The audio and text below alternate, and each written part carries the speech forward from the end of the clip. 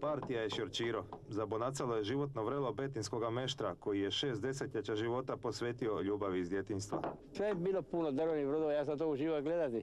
Gledajući ova jarbule i lancine i jedra kako to stoji, to mene je preokupiralo toliko da nisam znao gdje bi gleda prije.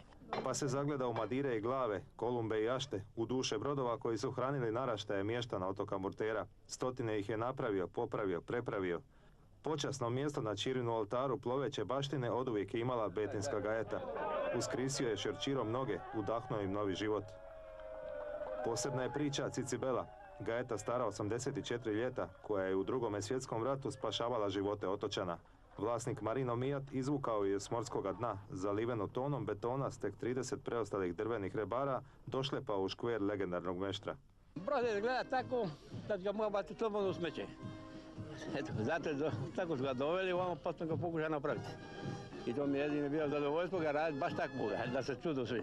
Zašto vam je bila izazov i zadovoljstvo? Zato što je to takav brod, to betinska gajeta, naša moja gajeta, mojih predaka.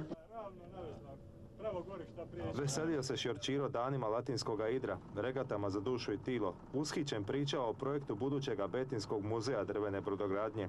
No desetljeća škverskoga truda, klećanja i znojenja stigla su na naplatu. Adio Šorčiro.